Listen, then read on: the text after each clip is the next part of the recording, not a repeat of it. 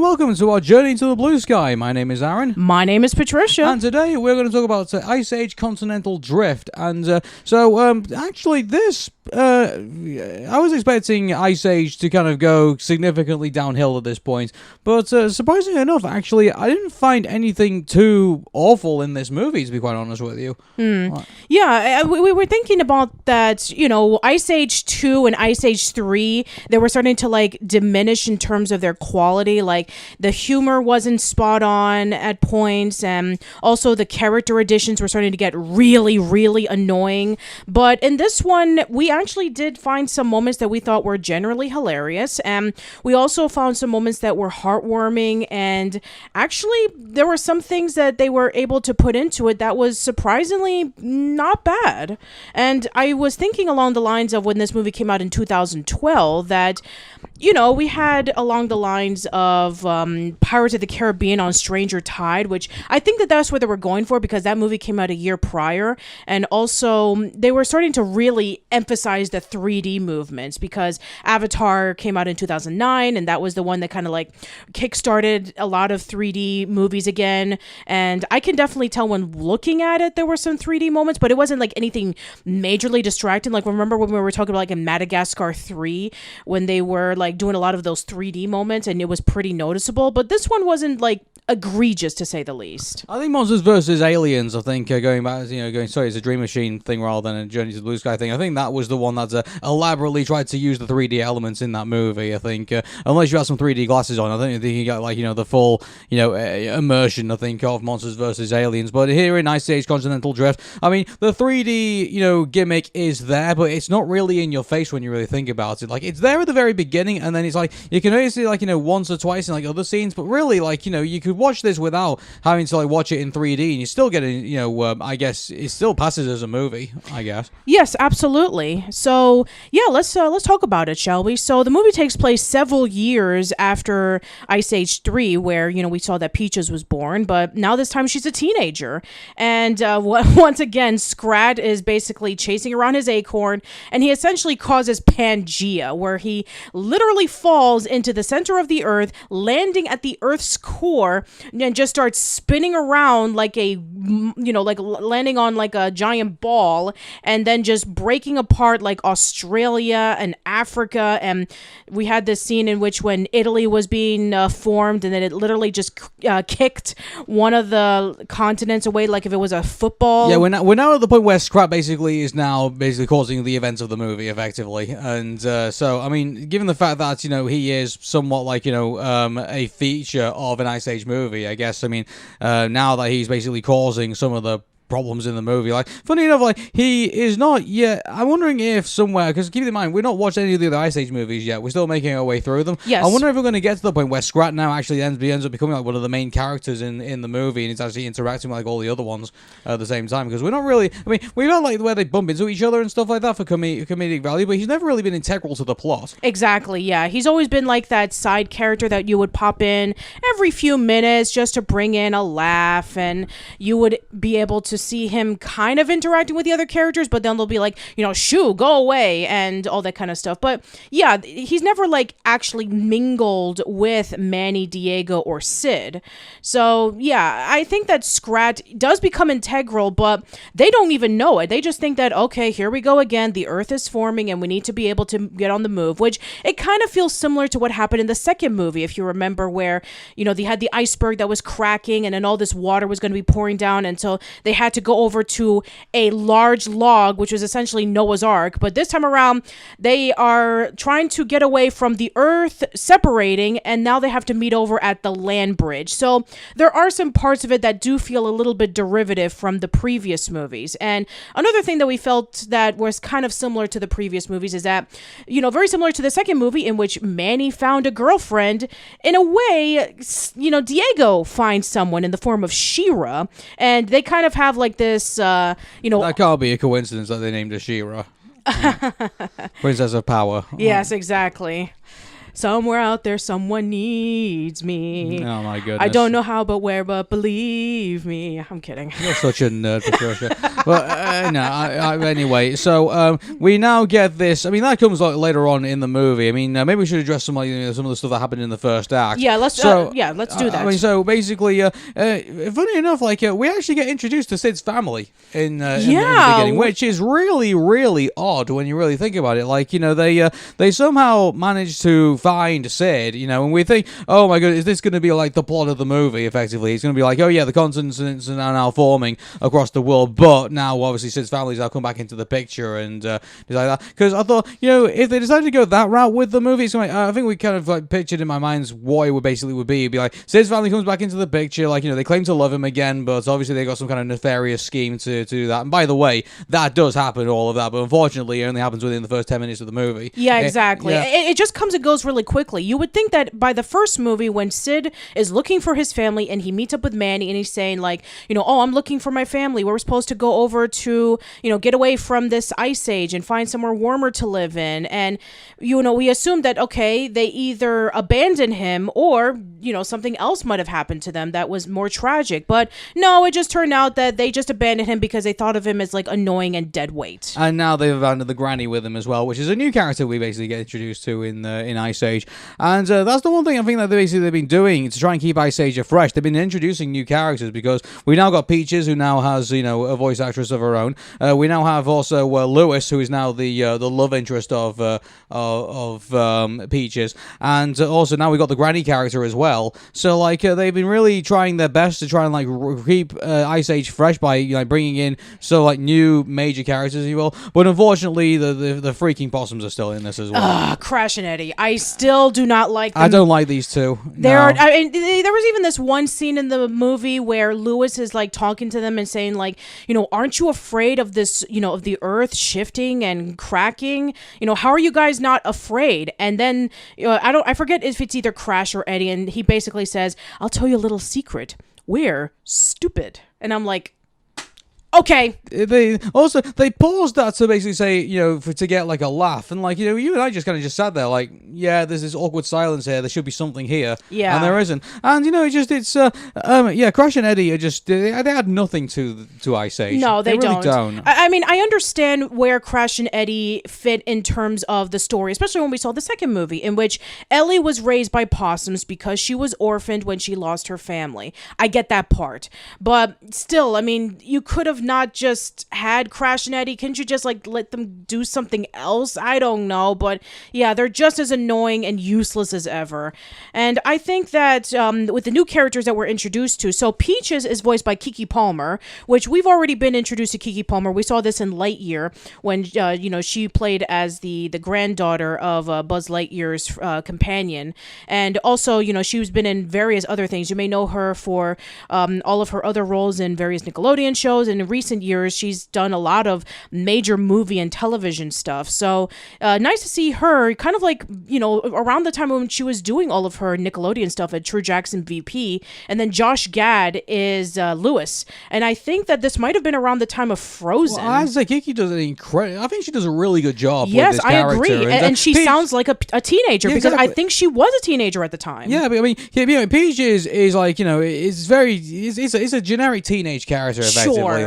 But Keke plays her with so much good emotion involved, and when you get to the point where Keke is where Peaches is really unsure about something, and she can hear where she even seems to adopt both her mother and her father's mannerisms, and does that well in her voice acting, and that's very hard to pull off. The only person I remember doing that really well was Francesca Marie Smith when she played Helga Pataki, when she was able to do Big Bob when she was able to do it, and also do parts of to Miriam as well, and you can see that's kind of like, incorporated into a persona, and that's very hard to pull off, and Kiki does that very well with Peaches, I think. I do agree, and especially when, yes, it's true that she does play like the generic teenage role. It's like, oh, Dad, you're embarrassing me, or, oh, I like this mammoth Ethan, he's so cute, and I want to fit in with the mammoths and be all cool. Yeah, generic teenage stuff, but she plays it really well. But the one thing I'll say about, Peaches realizes that, she's not oblivious to, like, the feelings of Lewis, or, Wiener, as everyone likes to call him, like, he's the hedgehog character in this. And so, I mean, she does have, like, a story arc that goes into, like, I want to fit in with the popular kids, but, then, I've got my friend over here who may or may not like me, and, then she ends up hurting the feelings of Lewis, and then after that she apologizes and then wants to actually, be friends with Lewis, so I don't know if that relationship is going anywhere. I don't think. I mean, like, it's gonna. I mean, we would say it's awkward, but keep this in mind. Like, Peaches considers herself half possum and half mammoth, so like that's where we are in all of this. But so I mean, weirder things could happen, but and weirder things have happened. Quite frankly, exactly. Weirder things have happened, and this is a movie where literally just a few minutes ago we saw a squirrel/rat being able to create Pangea. So yeah, anything could happen. By the way, I mean, Manny plays the typical dad of, like, I want to be the overprotective father. I'm a father. I've got to look after her and everything like that. By the way, I mean, they don't play too much mention to it, because keep this in mind, Manny has every right to be, overprotective in this, because he's lost a family before in the first Ice Age movie, keep in mind. Exactly. So it's canon to, like, the rest of the movie. It makes a lot more sense than, say, maybe Ugg from The Croods, in which, like, okay, he plays as, like, your generic, oh, I'm the overprotective dad, we need to go do this and this and that, we stay in the cave, we stay as a family. I can understand that for survival, but I think that Manny's is a little bit more realized. But Manny, compared to Ugg, is more understandable, because Ugg basically just is Fred Flintstone, effectively. Exactly. Like, he's modern-day Fred Flintstone. Yeah, and also I think that Manny was able to showcase not just the generic, oh, I'm the overprotective dad kind of thing, but there's a reason behind it, because, again, we have a major catastrophic thing happening on the Earth, and he's separated from Ellie and Peaches, and he needs to be able to find his way to get back to them. Well, but Manny was horrified, because he thought he was going to lose his family again, and you can really feel for him in that. And again, we have this rule where it's like, every movie should basically be like, its own thing. You shouldn't have to rely on the previous source material in order to understand that. But, given the fact that this is a series of movies, and we've watched it from like 1 to 4 now, I think. Yes. We're either. So, like, and we follow the story of Manny. In fact, one thing I will give it credit for in this movie is that they do somewhat stay linear to, like, all the movies. The one thing they could have easily have done is just like, well, let's just tell, like, a different story, and, like, let's ignore, like, the last movie, and let's just do, like, our own thing. Kind of like Terminator Salvation, for example. Like, it's where they ignore Terminator 3.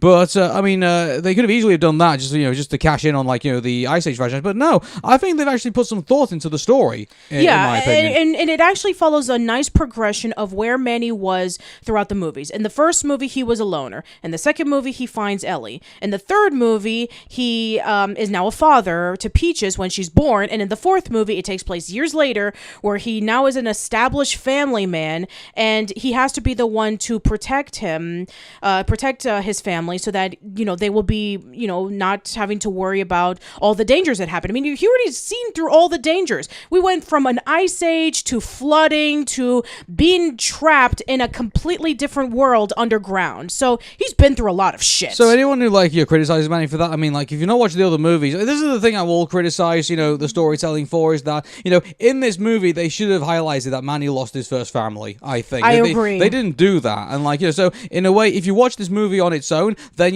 Manny is just basically your standard overprotective father, like, you see in every movie, like, with a teenage girl who, like, has hormones all over the place and wants to, like, run riot, so unfortunately, on its own, it is sort of, like, not well told, but, in the context of, like, the Ice Age franchise, it makes sense. Yeah, and I wish that they would have done the same thing for Ellie, because she lost her family at a young age, and she was raised by possums, and so... Well, keep this in mind, like, Ellie, we had Crash and Eddie as siblings, around her, so, like, I think she's had more chance to be more free-spirited, and, I think the rules kind of... I think, Erica in this, I think, is the cool mom. I think. Oh, yeah, Ellie is the cool Ellie mom, is the cool mom, and she's the one who's very understanding of what Peaches is going through with her crush on a guy and wanting to fit in, again. And you remember, Ellie just found out from the second movie that she's not a possum, she's a mammoth. And so that's when we get to see her develop more into who she really is. And you really think about it, like the fact that she's had to, go from possum to mammoth, and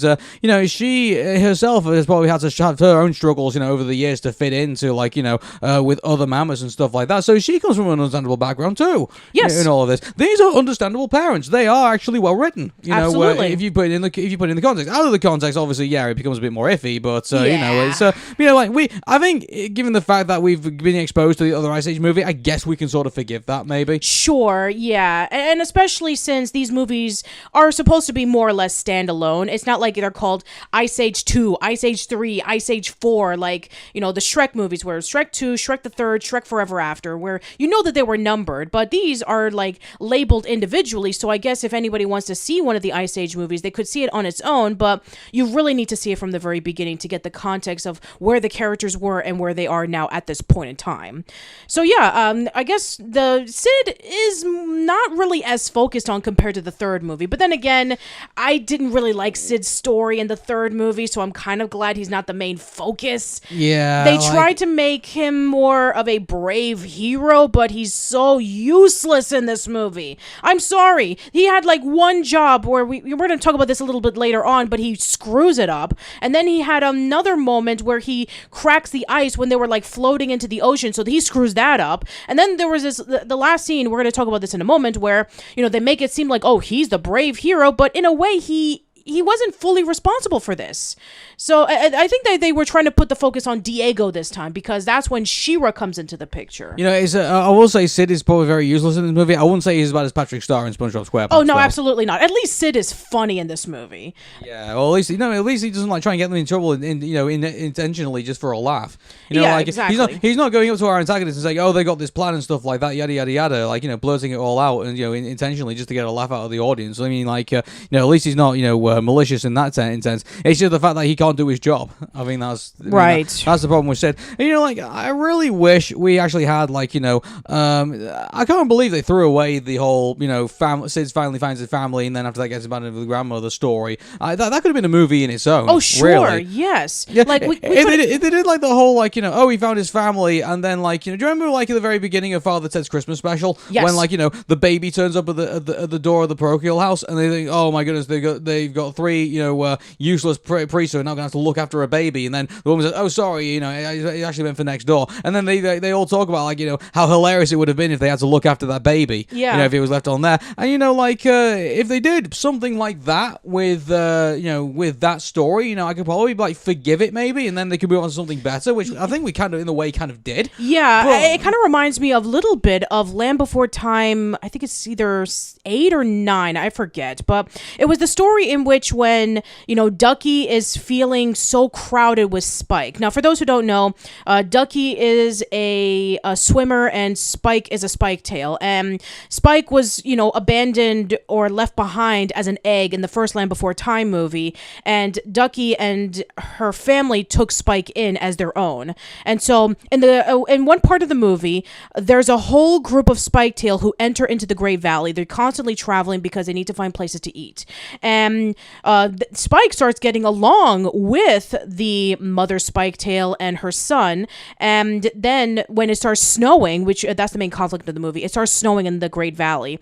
They have to leave because they need to constantly eat. And then the mother spiketail says, what if we don't mind if we might take Spike along with us, because I think that it will be nice to be around his herd. And at first Ducky was like fine because she needs to get a break from Spike, but then after a while she starts missing him and she appreciates Spike as her little brother. And then at the end of the movie, when they finally catch up to the Spiketail family, Spike, has to make the choice between whether he wants to, go back to, the Spiketail family or go back to his own family, which are a bunch of swimmers. And then we see the decision that Spike decides that he wants to go back to his family that he was raised by, and Ducky's really happy about it, showing the appreciation about, that family can come in all shapes and sizes. I would have really liked it if maybe Sid's family would have stuck around a little bit more. Maybe we get to see, their dastardly plans lines of wanting to abandon family that they deem useless. And then toward the end, Sid needs to make the decision about, like, you know, who is his real family? Is it, you know, his biological family or the herd that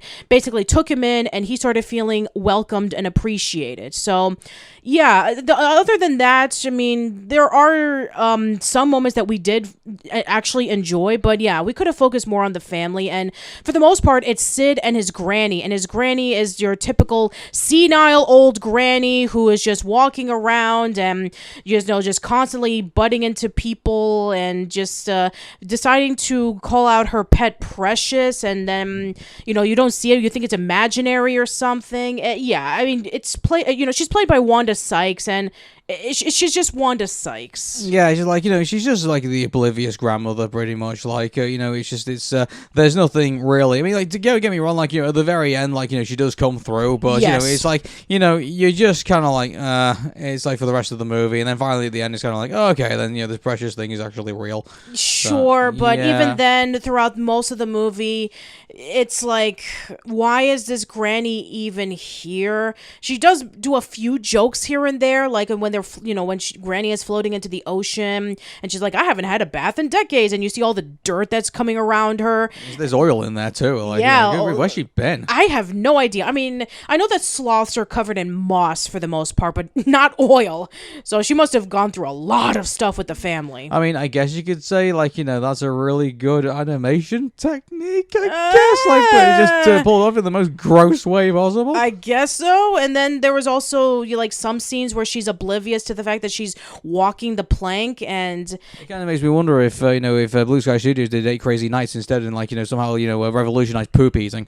But just don't give them any idea. Oh wait, they're not around anymore, so yeah. Yeah, we're safe, babe. We're safe. Okay, yeah. So let's let's talk about the bad guys in this movie. So yeah, Captain Gutt is a pirate who has his own crew, and they're sailing around an iceberg, and they basically just collect booty, and he wants to get. He's your typical pirate, effectively. Yeah, like there's no like, you know, intrigue with Captain Gutt at all. Just the fact that basically, I'm threatening. Yeah. It's like, you know, like there's no backstory to Captain Gutt. There's no, like, you know, where was he before all of this? What was he doing? Like, you know, why does he do what he does? Like, he just seems to just be I'm evil. Exactly. You know, I would have liked there to be a bit more of, like, you know, an explanation to Captain Gutt in some way, like, you know, but you know, like, yeah, he's just there just basically to antagonize people and just be an annoyance, if anything. Yeah, pretty much. And he wants to get revenge on Manny because,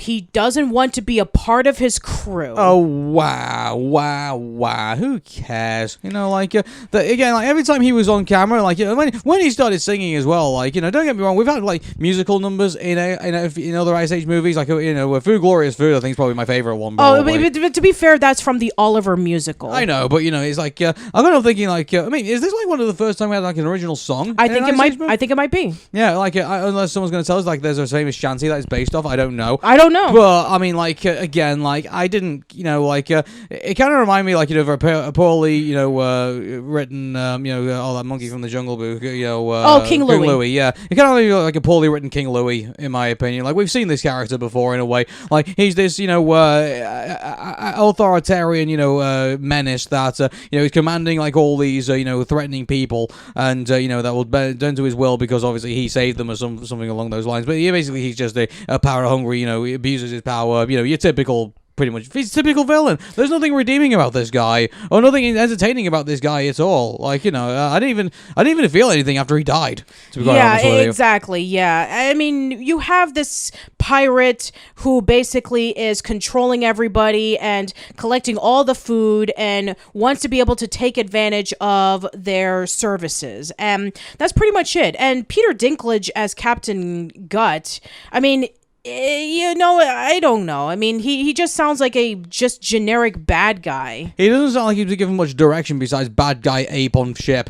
Yeah, to me, pretty like, much. Yeah, I like it. He is probably one of the worst, you know, blue sky villains, I think. That we've seen so far. Yeah, because I prefer Ratchet over him, to be quite honest with you. Really? Yeah.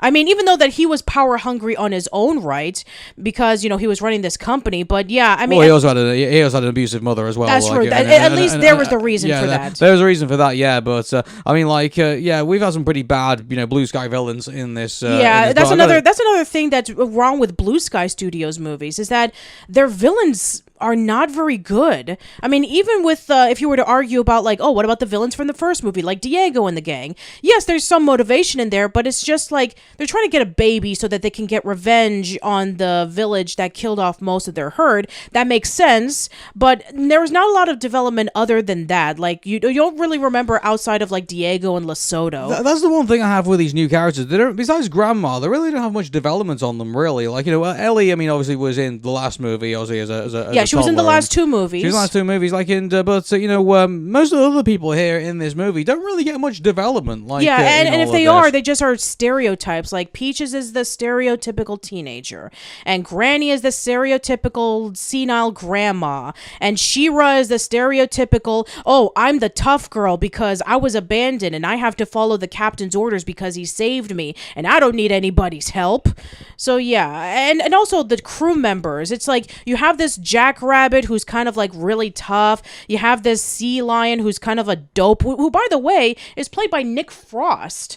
You would think that Simon Pegg, who was in the last movie as Buck, would kind of have Nick Frost do something really important because we liked Buck as a character. Yeah. But yeah, Nick Frost's character. Why would you, if you have access to both the two guys in the Cornetto trilogies, why would you not utilize them in a better way? I'd rather see them to play two characters better than I'd rather they got rid of Crash and Eddie, they brought these two in to play two characters. To be honest with you. I think that'd be way funnier. We saw a brief moment with Buck riding on Rudy when Scrat was falling down from the earth and was over at the other side where all the dinosaurs was. And I was thinking maybe we could have seen Buck with maybe another cameo character, I don't know, maybe Buck was alongside with another character who's played by Nick Frost. That would have been a hilarious thing.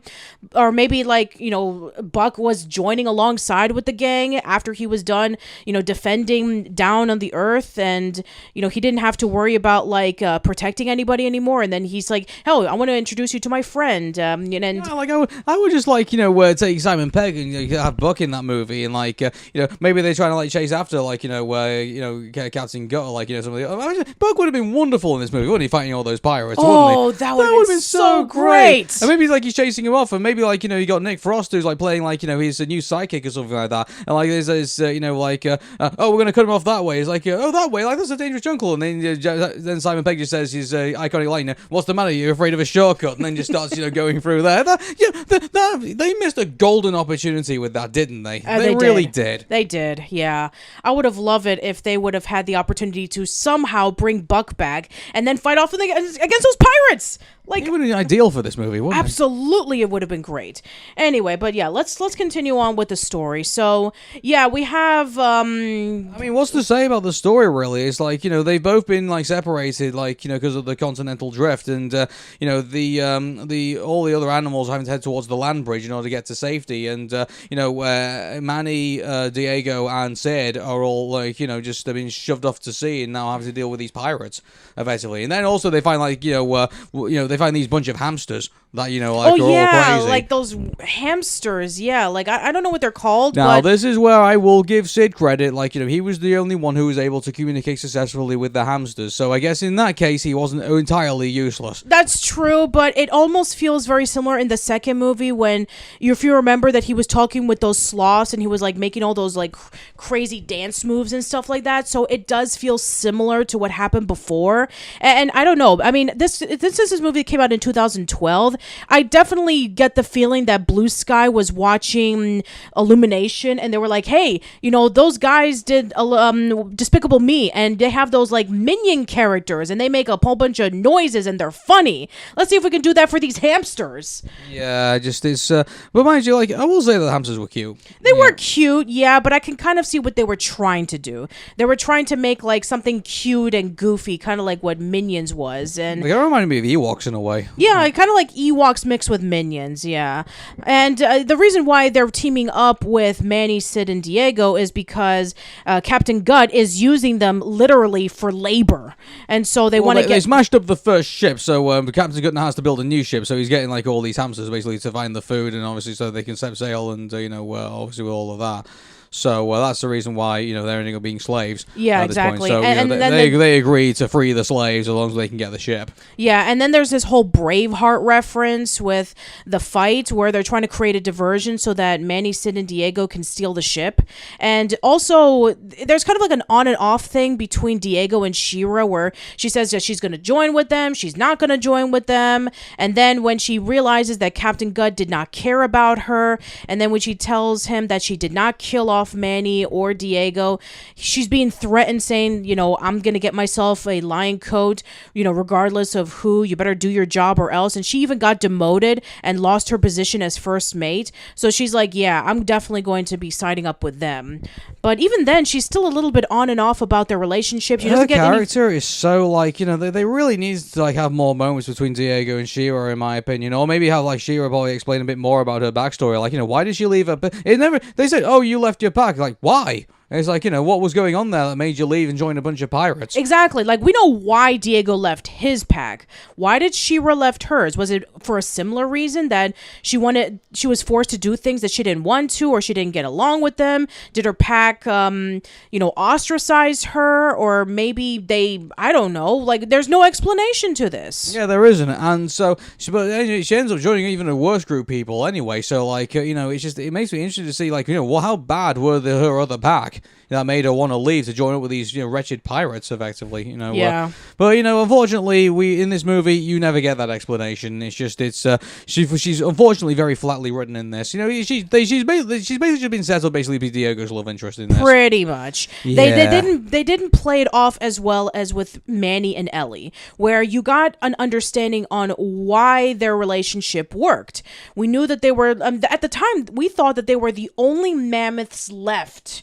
And she thought that she was a possum. And Manny was really interested in getting to know her. And their relationship was very rocky, very similar to what they were trying to do with Diego and Shira. But then as time went on, they started getting to appreciate each other a lot more. And we understood why they worked as a couple. Here, it's oh, I don't like you. Oh, I have to work with Captain Gutt. Oh, I work on my own. Oh, I don't need you. Oh, all that kind of stuff. And it's you barely get any development with Diego or Shira. And then at the end, she's like, yeah, I'm going to stay along with you guys. And that's pretty much it.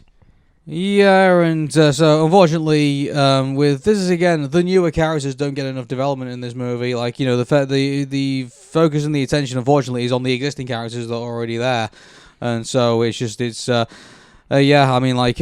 one negative aspect, I think, of all of this. You can introduce new characters, but at the same time, you don't really develop them. And as for Scrat's story, admittedly, I would say it's definitely a little bit better than the whole love interest thing, but... It's still a cartoon, effectively, when you think about it. Remember the Tex Avery, the Looney Tunes cartoons, those are the Merry Melodies. Oh, yeah, when they were doing, a Screwy Squirrel and stuff like exactly, that. Yeah, it feels like it plays out like a 5-minute cartoon, effectively, Scrat's whole thing. And so eventually, he finds this map, and he then gets to find the lost city of Atlantis, which apparently is now occupied by squirrels with nuts and everything like that. And then he pulls out the plug out of the middle of Atlantis and sinks the whole thing. Yeah. Effectively. So So Scrat basically gets no development in this at all. He's just his usual nut bashing self, effectively. Pretty much. And they also have some other obstacles that they have to go through. There was sirens in this movie where they were trying to lure in Manny, Diego, and Sid and Granny by saying, oh, I'm a love interest, or hey, it's Ellie and Peaches. I thought that was pretty clever, to be honest with you, because it's kind of reminds me, remember in the Owl, by the way, as of this day, we actually watched the Owl House and a couple of months ago, and saw the series finale for season 2 and season 3, I should say. And in one moment, we remember when Amity Betty said to Luz, I challenge you to a witch's battle, and then she picked up on that and said, wait, it's not witch's battle, it's witch's duel. I know this isn't real. So I think it's clever how they did that. Like, they had, the sirens, talking to Manny, say, oh, hey, I will do whatever you say. I will do whatever you say. And then Manny, like, wait a second, that's not what she would say. And he knew that from the fact that that was fake and was able to, save everybody. So I thought that was clever how they did that. It definitely kind of reminded me of the Odyssey, in which when Ulysses and his crew are trying to sail home after being finished with the war, and then you have these sirens who are trying to lure these men into the ship so that they can crash it. I think that was a reference to that, which I thought was actually pretty neat. And I think that, something like that, if they're going to take advantage of, they're in the ocean, they're sailing, what other obstacles are you going to get other than just weather and pirates and sharks? Sirens. Yeah, sure. Let's add that in there. And and then of course you have the climax of the movie where it's just like the whole typical the pirates got there to the land bridge before they did, and Captain Gutt has Peaches and Ellie hostage, and Manny has to go over there and trade off, but then it turns out no, he's not going to let them go, and then Lewis comes to the rescue, which is surprisingly. Well, I mean, that wasn't too surprising because he always had feelings for Peaches, so like it doesn't surprise me that he would all of a sudden want to pick up a sword and want to start trying to fight. But given the fact that you already see that he already knows how to dig and bury and burrow and stuff like that, he immediately just does that and basically just nails Captain Gutt in the foot effectively. And so I kind of saw that, to be honest with you, coming a mile off, so that wasn't too surprising. But So, the defeat of Captain Gutt effectively is that, he's thrown off his current ship, and then after that, he then gets, lured by the sirens himself, and then ends up being dead. So, yeah, pretty much. Yeah, that's the end of a pretty, generic villain that you could probably see in every other movie, really. Yeah, so. And then they kind of ended off with all the animals sailing on the ice boat, looking for a new place to live, and they're able to find a new place that they can call home, which, again, it's very similar to what happened in the second movie, and even in the first movie with the first Ice Age, when they were trying to get away from all the ice. It's like, now we found a new place to live, so... Until that gets destroyed. Yeah, until that gets destroyed. Who knows what they're going to do next? I mean, we've had ice, we've had water, we've had the shifting of the earth. What's next? I mean, I gotta be honest, I mean, as annoying as Sid is, I really would like to see a more Sid-centric story. We kind of did that in the third movie, though, and that sucked. I know it did, but, I would have liked to have seen, well, even then, it was a Sid-centric story, but it wasn't really, all that well told. I mean, it was a Sid and Granny story, because, the Granny also played a little bit of a part in it toward the end when Precious came along. It was more than just Sid and Granny. It was more all the other characters also had all their arcs also in it as well. But unfortunately, the one person who should have probably had the most explanation to, shoehorn himself into the story, unfortunately, was Captain Gutt, but we got no explanation about him whatsoever. Yeah. And then he died. And then we should have gotten a bigger explanation on Shira, where, she is just simply Diego's love interest, and she was a part of a pirate crew, and, now she's with the crew now. She's basically there, so basically we get a Diego and Shira version of Peaches, effectively. That's where we're heading for that. Oh, man.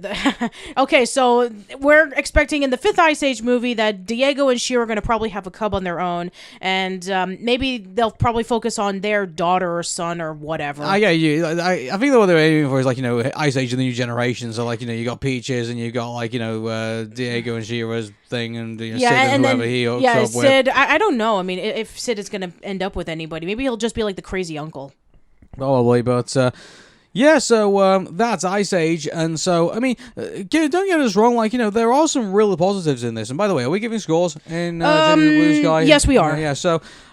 in regards to this one, I mean, there are characters that are introduced, which, are trying to keep things fresh, but unfortunately, they're not very well explained, and, but, the existing characters on there are still pretty strong, and I think there's still, an exciting, story to get in there, but unfortunately, the new characters aren't well explained, the antagonist is not well explained, where the motivations of, people who are, getting themselves involved in this story are not that great. I mean, but mind you, I'd be pretty cruel to give it anything under 6, so I guess I'm gonna go maybe Kingdom of Crystal Skull Territory and give it 7, maybe. I would give it 6.5, probably because I personally would have felt that if we've gotten more development with the characters and if the story wasn't too derivative from the other movies, then maybe I would have given it a 7. But yeah, I think 6.5 would probably fit. So 6.75 out of 10, effectively. Yeah, and once again, very similar to the third movie, this was the highest grossing animated movie of its time. So 2012, there were other movies that were out at the time, which, you know, are still somewhat beloved by today's standards, but then there's some others that has pretty much become forgotten. Like, you know, Brave was out at that time, and... Well, we remember Brave for all the wrong reasons. Yes, we do. And then there was Madagascar 3, which we said it was an all-right movie, but we prefer the first movie. Yeah, I mean, Afro Circus is like, you know, one thing, but, you know, like, it's just, it's, I don't think, the funny, like, you know, we actually did our top 5 best and top 5 worst Dream Machine, DreamWorks films, and Madagascar, as far as I'm aware, didn't feature in any of them. None of them. You know, it's just kind of like a, you know, a franchise that kind of sits in the middle and just makes money, really. Yeah, pretty much. And then there's Hotel Transylvania, which was, it was all right. It was basically like, oh, here's the Universal monsters, but it's a comedy this time. And yeah, it's basically like a Happy Madison film if it was animated. I mean, I guess it's probably better than Tom Cruise playing the Mummy, I guess. Yeah. And then there was Wreck-It Ralph, which I think that might be a contender for what the best movie of that year was, because Wreck-It Ralph, I think, was a really great movie that was able to showcase more than just video game references. Yeah, and I mean, yeah, Wreck-It Ralph. I think it was a fun movie. Yeah, I thought. Like, I mean, Ralph Breaks in the Internet is a whole other story, but you know, at least the first movie is somewhat passable. Sure, and then there was The Lorax. And the less we say about that, the better. Yep. And then Rise of the Guardians was another DreamWorks movie that came out that year, and we really did enjoy that movie. It was pretty solid. Yeah, it was. And so, I mean, it's, again, like, you know, it was all, like, in that realm of, like, you know, the Avengers kind of, like, thing. So, like, you made know, a lot of sense because it came out in the same year. Yeah, exactly. And everyone loves Jack Frost in that Absolutely, movie. yeah.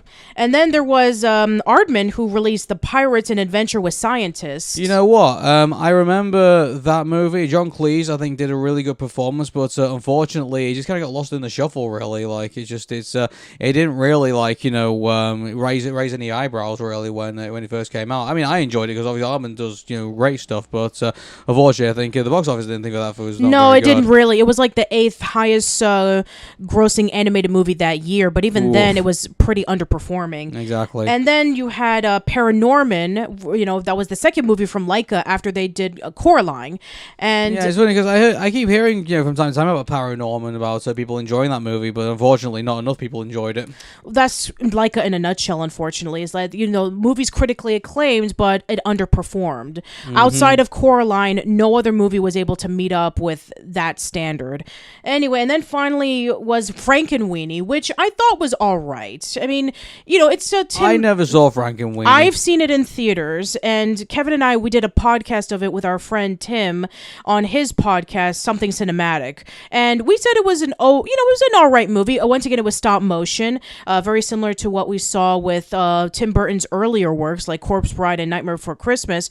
But yeah, I would say it's a decent movie, not one of his best though. So yeah, I would say that 2012 was kind of like a mixed bag when it came to animated movies, so it was no wonder why Ice Age Continental Drift was the highest grossing. Yeah, I mean, there wasn't really much to get your teeth into, really. Like, you know, as far as no Pixar movie, as far as I'm aware, you know, no DreamWorks movie. I mean, there was a Pixar movie, Brave. Oh, well, yeah, Brave, sorry. But, I mean, yeah, that's how much I'm paying attention I'm paying. But, I mean, yeah, I mean, what did Disney bring out that day? Disney, they had Frankenweenie. Disney, is it a Disney movie, Frankenweenie? Yes, it is. Good grief, I didn't realize that.